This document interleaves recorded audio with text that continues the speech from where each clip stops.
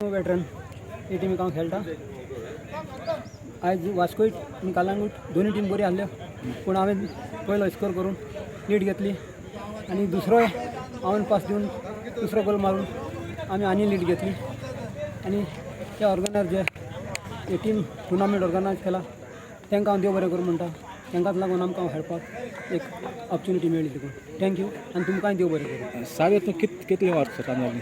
52. तुका 52 वर्सां जालीं. कितलीं वर्सां फुटबॉल खेळताय तूं?